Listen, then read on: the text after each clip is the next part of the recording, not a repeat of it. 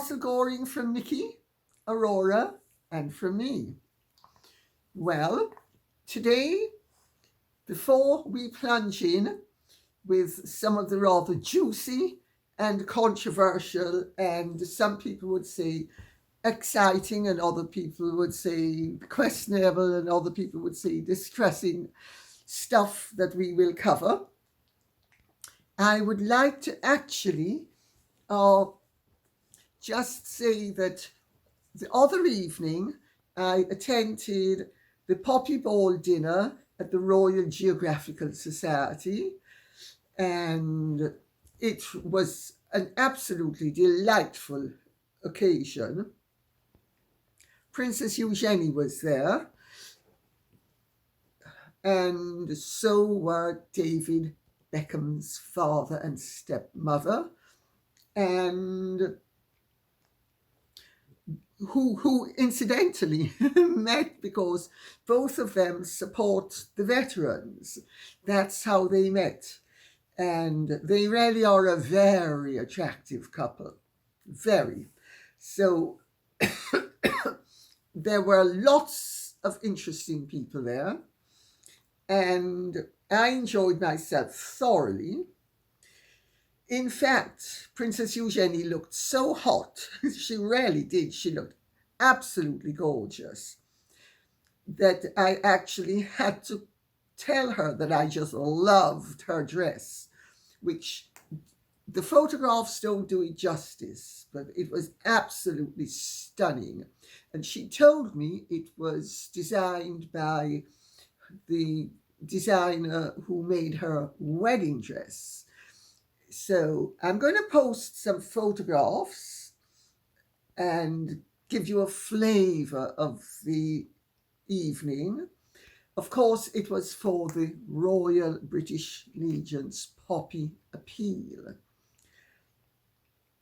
In the 1970s and 80s, I used to actually sit on the Poppy Ball committee.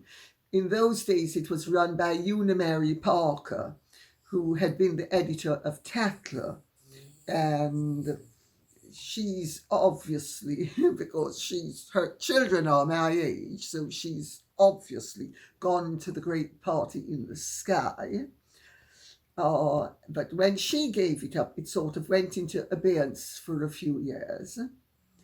And then it was revived, and it is run in part by a friend of mine. So I will post all of that, okay? And since we are then going to be covering something to do with the King and Prince Andrew, I want to emphasize I have got none of my information from Princess Eugenie. Her father's name didn't come up once at all. Okay? So just if people think they're going to be able to add up 2 and 2 and come up with 227 plus 27,000, no, 2 and 2 is 4. So I will now ask Sean to post the photographs, okay?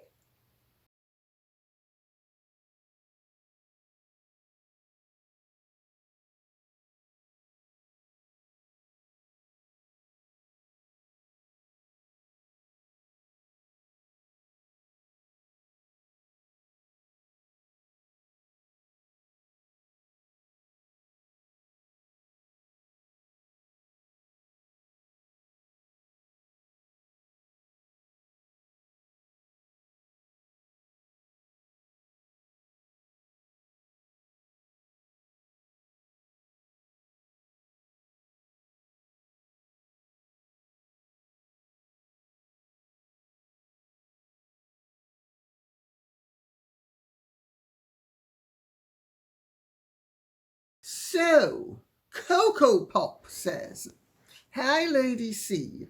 The Daily Beast was rather beastly to King Charles in its latest edition, saying he has been humiliated in his losing row with Andrew over Royal Lodge and by his son William, who attacked his father in an interview in the Sunday Times, something that would not have occurred if Charles were not sick and fragile. What say you?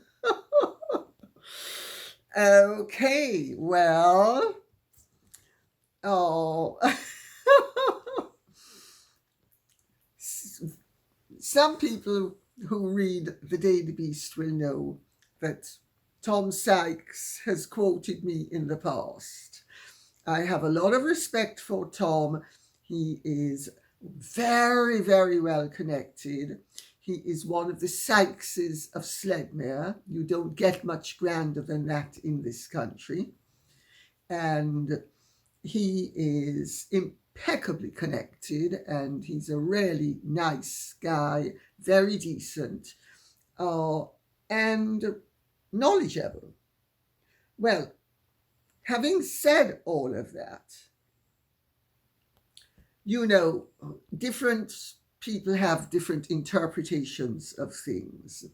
So I'm not sure I should refer too closely to the article. Has Charles been humiliated? Well, those of you who have been following me will know that I have been vociferous from the very beginning of the Andrew and row over Royal Lodge in saying that I support Prince Andrew's right to stay at Royal Lodge. Royal Lodge has been the second son's home for a century. So why it would cease to be now is would be very perplexing to me. And also people who, when I've mentioned this in the past, who said, well, Andrew's no longer the second son. No. That's not how it works. Andrew was the monarch's second son. He has the house on a 75-year lease. It's his. It was obvious to me, if not to everybody else, that nobody's had a leg to stand on with moving Andrew out of the house. Also, I have made the point repeatedly, not only here, but on Dan Wooten's show, etc., that I know what I'm talking about. I have a bigger house than Prince Andrew. I know exactly how much it takes to run a house of my size, much less his size, which is, as I said, smaller. The repairs that are involved. It's the figures that the press have been banding around in their ignorance are just ridiculous.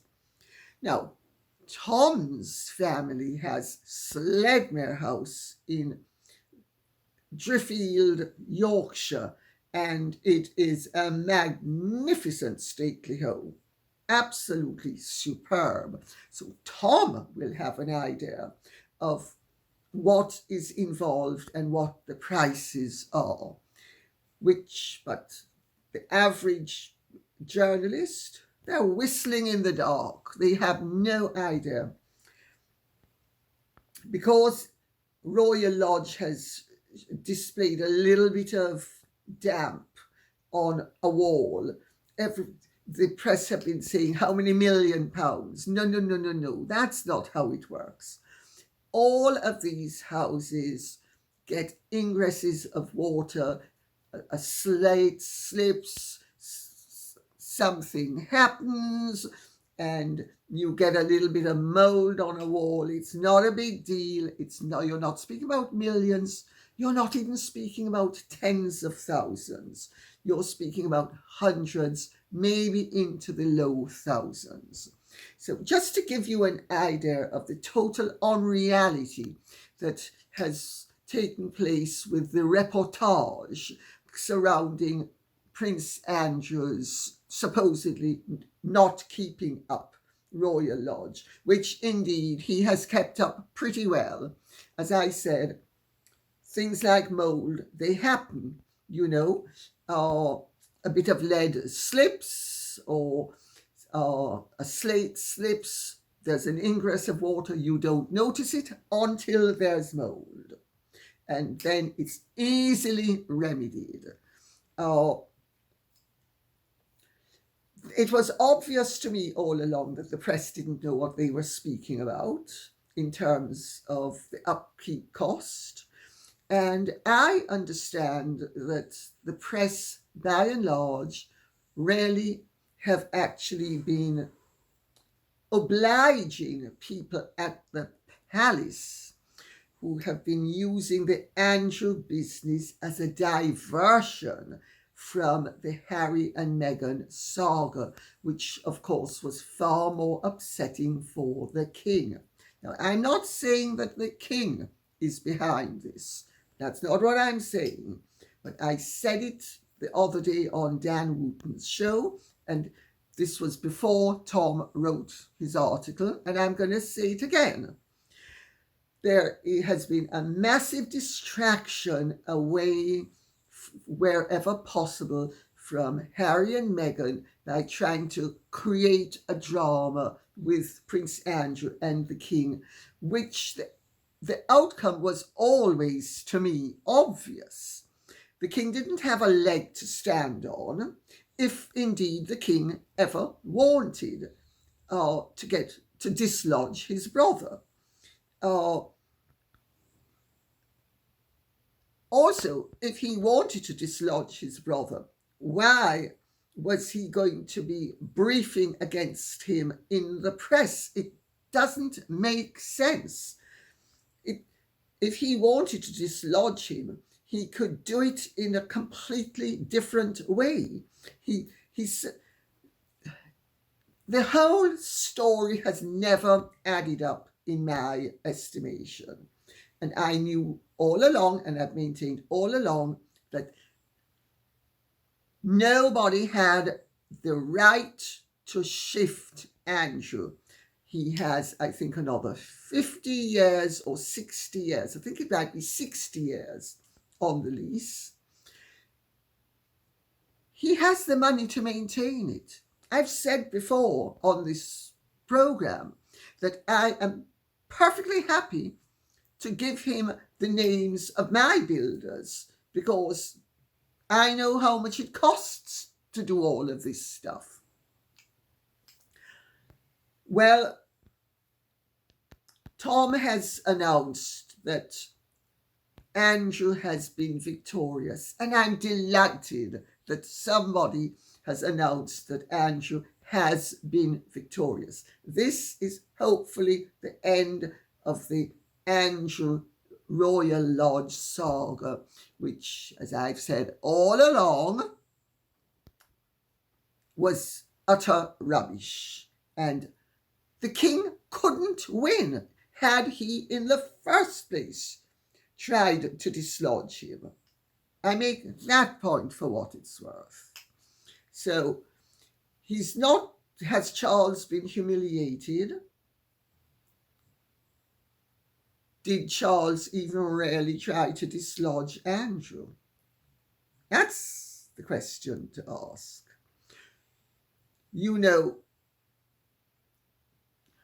There have been attempts to mitigate the Harry and Meghan situation and to divert attention away from it because it has been so destructive, not only in terms of Charles and Camilla and William and Catherine, but in terms of Meghan's accusations via Amid Scabies, who incidentally has disappeared off the face of this earth. Have you noticed? No more scratching. I'm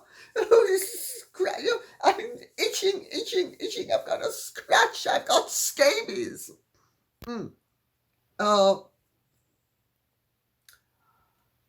About the racism as well, and all of the knock-on effects in terms of the Commonwealth and the race baiting that has gone on through Meghan and Harry and their cohorts. But everything is winding down.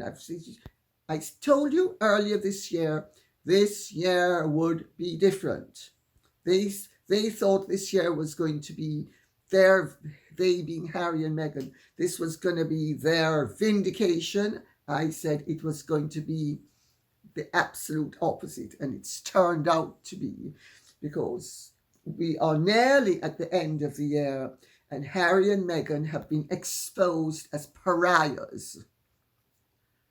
So maybe that's also a reason why the Andrew saga doesn't need to have legs anymore. But I don't think the king has been humiliated. I personally don't. Well, let me move on to the next thing, which is William. William gave an interview to Roya Nika in the Sunday Times, which I read. And I suppose you can put an interpretation upon it that he really should not have said some of the things he said, that it was undiplomatic and indecorous.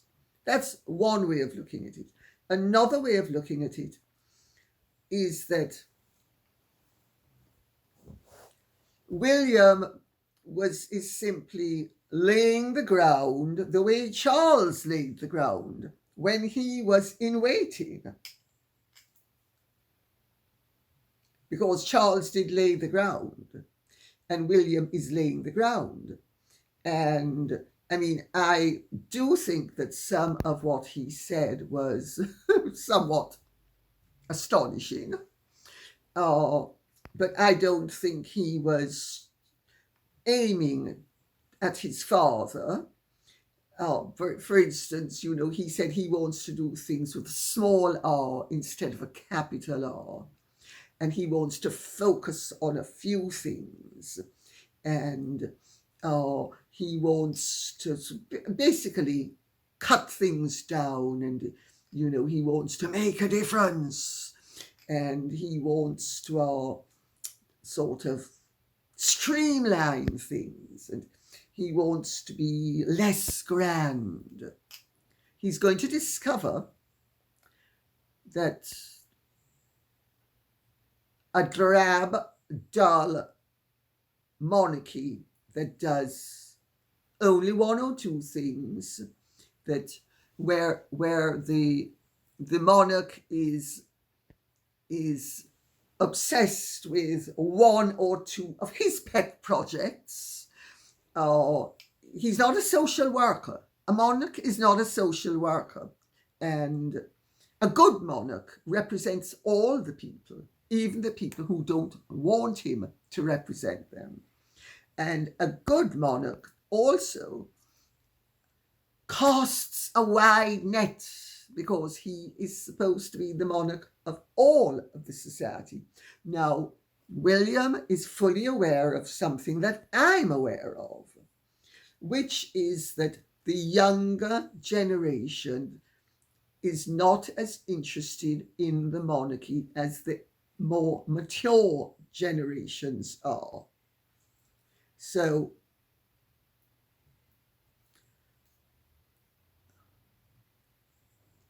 that is something he is trying to address by trying to appeal to the younger generation. So, for instance, at the Earthshot Awards, he wore sneakers and a mismatched jacket and trousers, and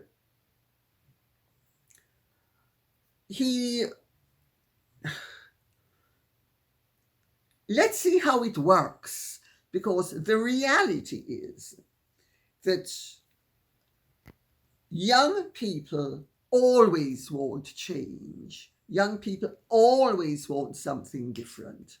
Young people always are more progressive, which is good. Young people think that walls are doors, and sometimes when they press, something flips open. That's natural. But as people mature, they become more aware of the virtues of stability and solidity. And so young people are more interested in change, while older people are more interested in retaining the benefits of such change as has taken place and the evolution of further change in a constructive way. One is thrusting and immature, the other is more stolid but more mature. And as for William saying, well, he wants to be more empathetic.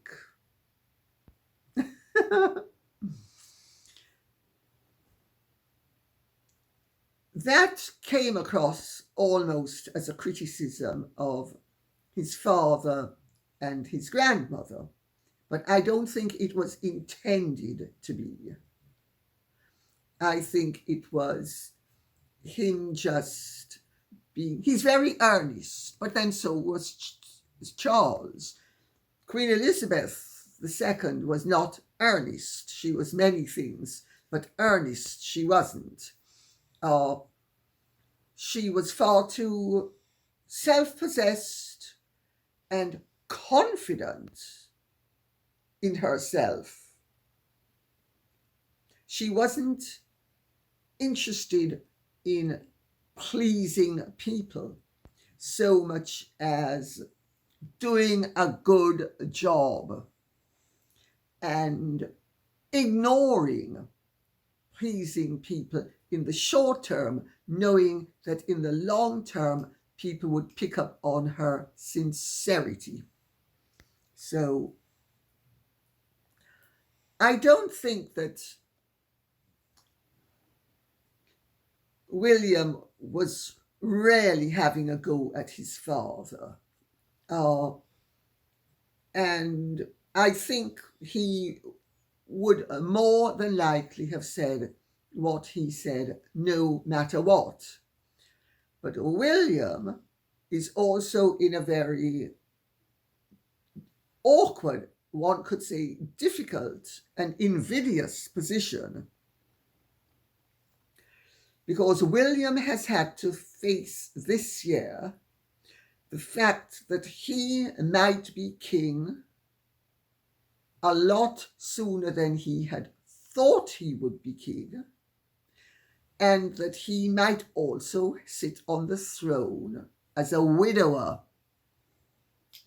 I'm not saying that Charles is going to die very quickly, so don't misinterpret what I'm saying, please. Nor am I saying that Catherine is for the high jump. I'm not saying that. I'm saying he has had to face the reality of the mortality of his father and his wife. So have they. These are real issues that they have all had to face.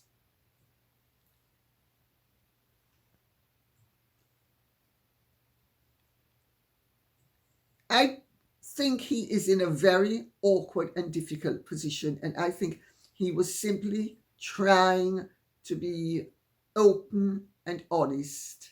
And also, it's perfectly natural for a Prince of Wales to hoe his own path.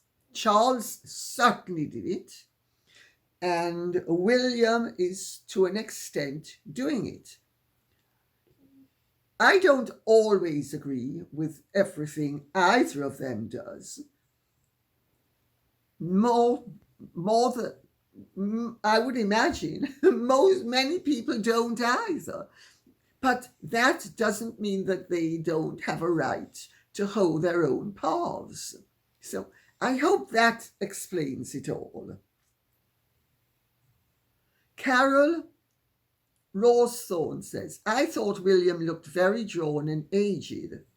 He has had a dreadful time with his wife and father ill. It has taken a toll on him. I hope 2025 is a much better year for all of us. Well, I hope it's a better year for all of us. And I sincerely hope it's a better year for all of them. Because Charles is living with cancer. And as I have said before, I know what cancer he has. I know what the treatment is, and I'm not saying anything. And I'm not hinting either. Sorry, not yet at any rate. I did hint with the late Queen, but it's premature to hint with Charles, and I'm not doing it. So, and hopefully I'll never need to do it. But he certainly will live a lot longer than the Jeremiads think, unless something unforeseen happens. Because, as I have said before, and I think it's important to say it again, the form of cancer he has is very, and its corollaries are very amenable to treatment. That's the first thing. So, I know people who've been living with cancer for 20 and 30 years. So, I mean, I leave it at that where he's concerned. Catherine, when you have cancer in your early 40s, there's always the possibility that it can come back and knock you for a six and you can die. They're all aware of it.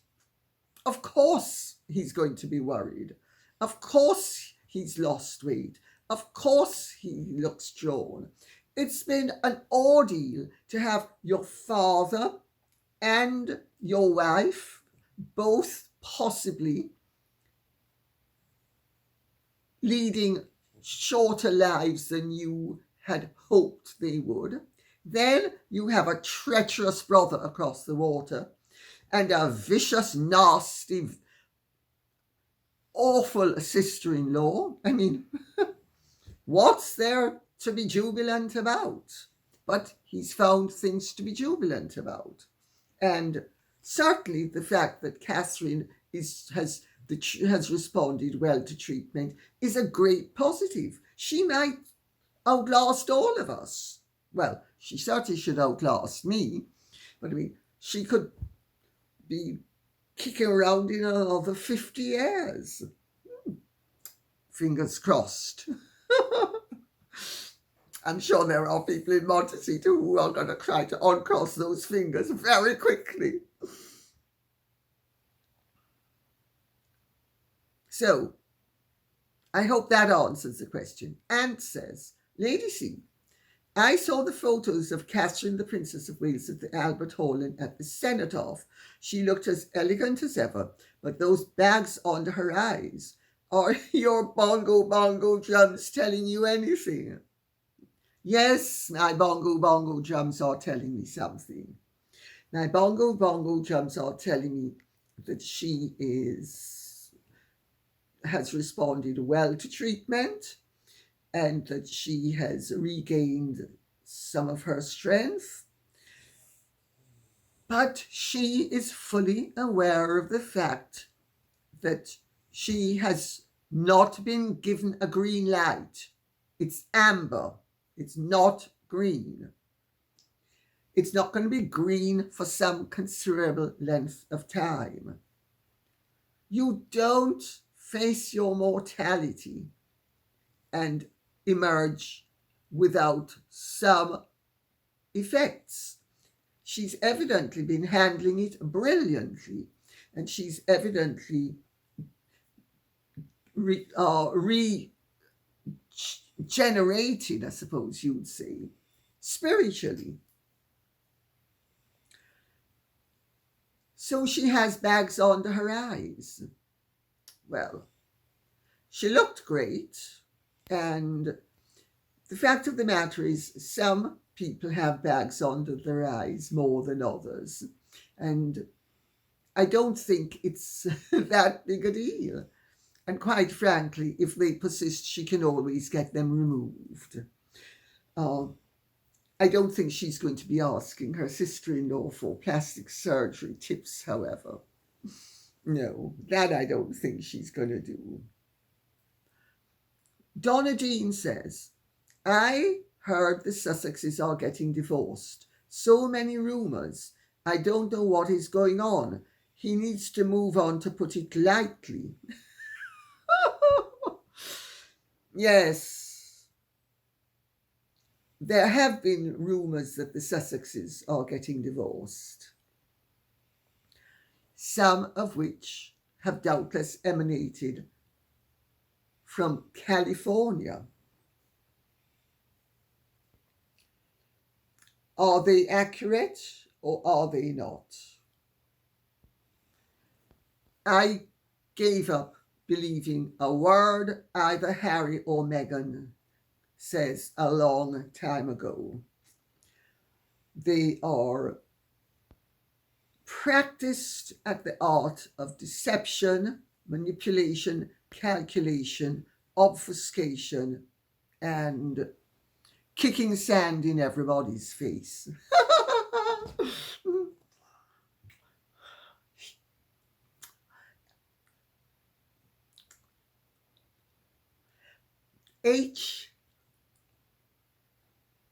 I could stick out my tongue.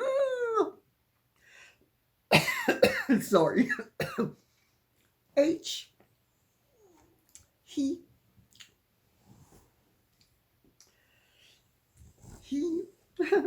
proposed when we were roasting chicken. Yes, he did. Roasting chicken. Archie's first word was crocodile. And we got that broken down old woman, oh sorry, Her Majesty the Queen, oh sorry, my husband's grandmother, to give Archie a waffle maker because Archie loves waffles.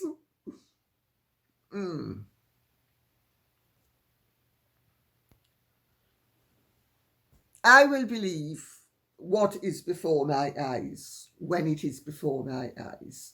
And between now and then, I find the Sussexes an almighty pain and a wretched bore.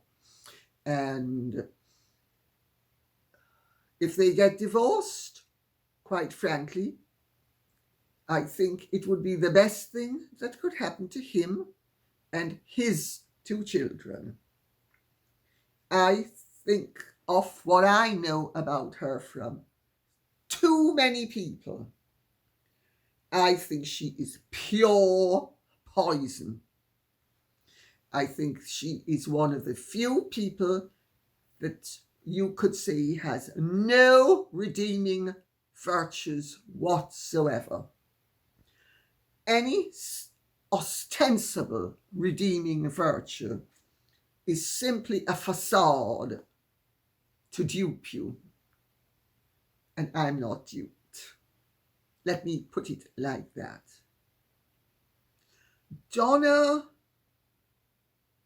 Varapodio says, I've always found it odd that the first time Meghan met the future king and queen, she had ripped jeans and no shoes. But when she goes to help at a homeless shelter for women, she wears $67,000 worth of clothes and jewelry. Almost like she was acting and not being genuine. There's no almost about it, my dear.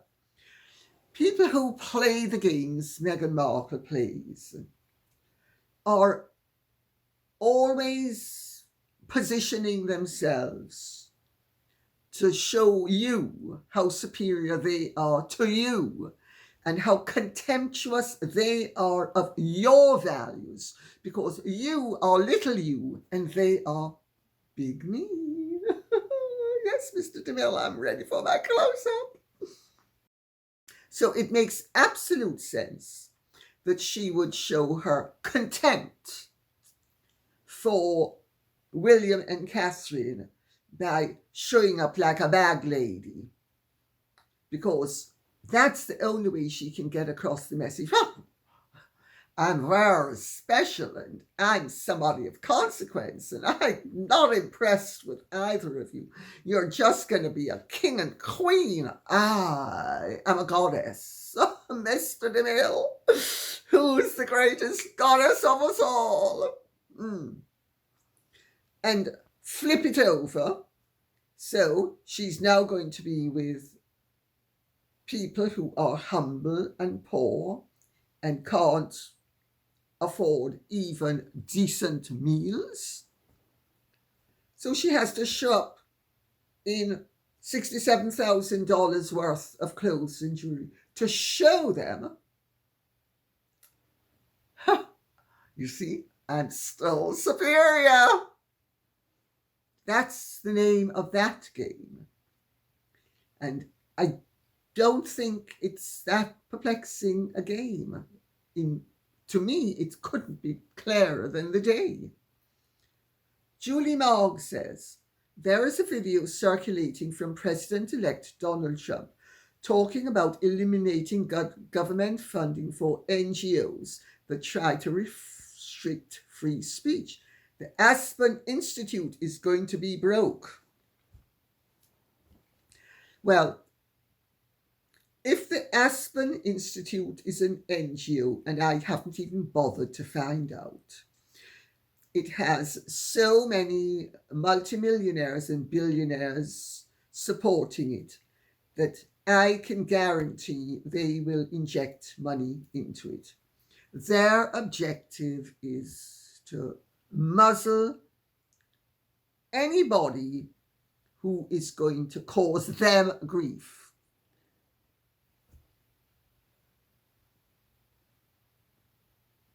If Trump manages to defund all of those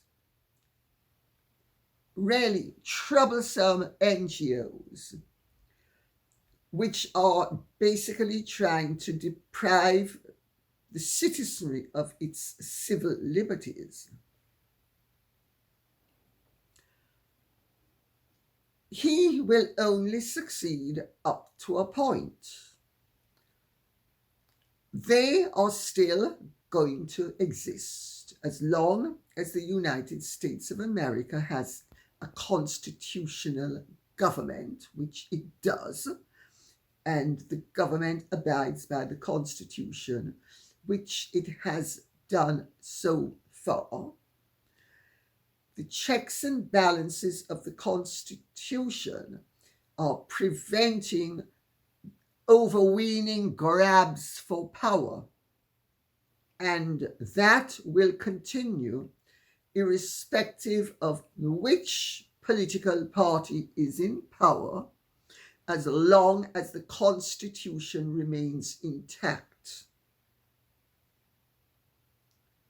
The Apsen Institute and all of their supporters who are so eager for censorship so that we won't know what they've got up to. Billy boy, you're such a big man. And goodness gracious me, Billy boy, don't you love him young? Yes, you do. Yes, you do.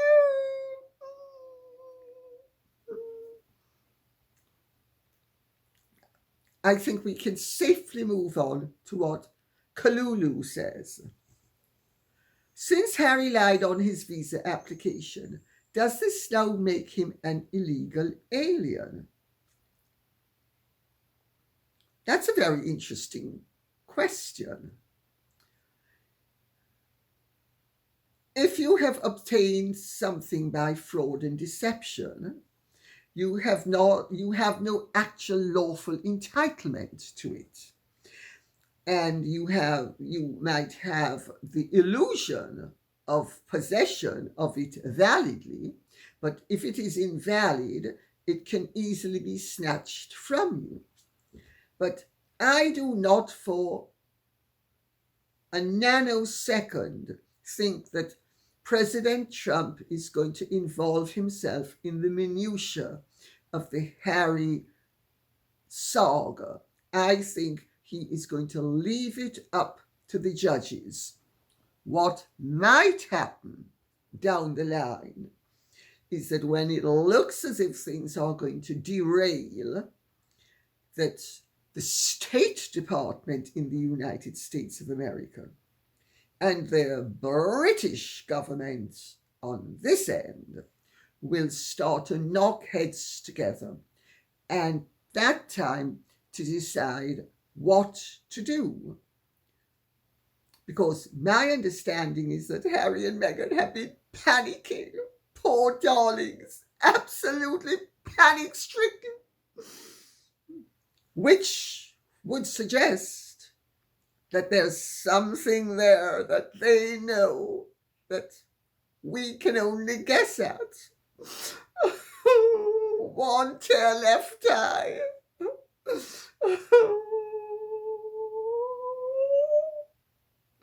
One tear left eye. But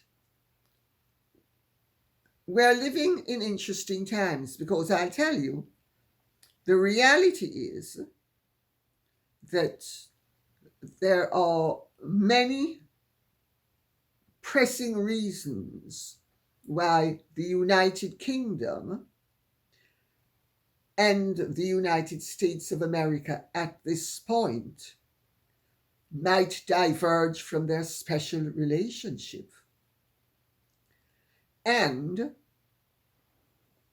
it could well emerge that it is in our interests, our being the British people's interests. Of course, it depends. If Trump cleans up the Northern European and the Middle Eastern messes, that's one thing. But if he doesn't, I don't think it's in our interest to be involved in either zone, really. I think it is in actually both America's interest and Britain's interest to become far more isolationist. The American people and the British people will flourish far more effectively when the governments in both those countries turn their attention to improving the lot of their citizens, rather than us, the British, parading around as if we still have a great empire when we don't anymore. And America, it's overextended. It needs to pull in its tentacles, and first things first. Americans before everybody else. That's my take on it, and I'm not alone.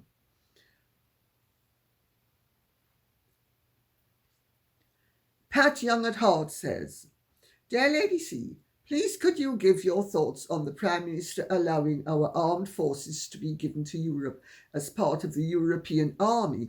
Surely he cannot do this. Our armed forces swear an allegiance to our monarch. He is not the King of Europe. This to me is a dangerous and slippery slope, that our forces are to be controlled by an unelected European Parliament that a democratic vote wanted rid of. Thank you and love to you. Mickey, Aurora, Lord Byron and Augusta. Thank you, Pat Young at Heart.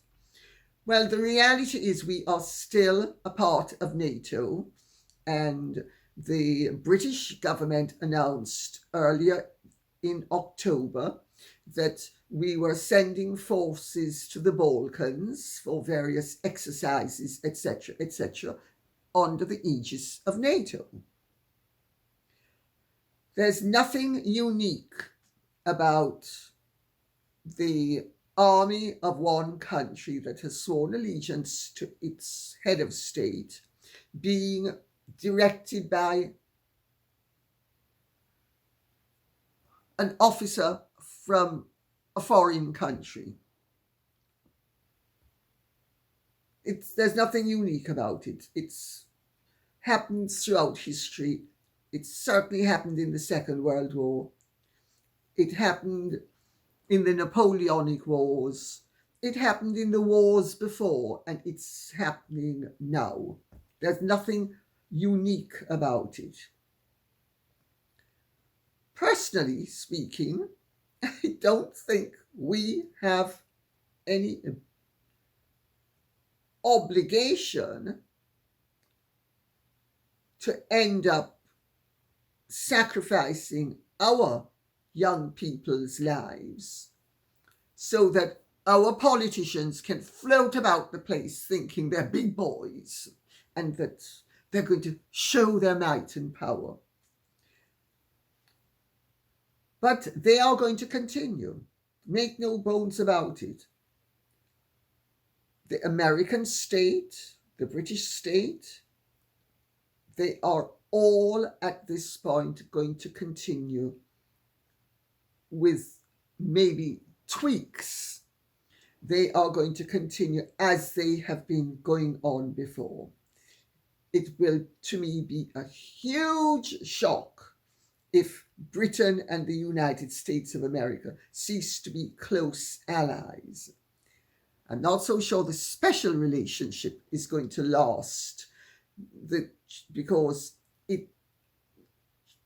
Lord Mandelson, Peter Mandelson, who is one of the powers in the Labour Party, he has made the point that, and I agree with him, that the special relationship between the United States and the United Kingdom could actually be foregone without any harm to either country.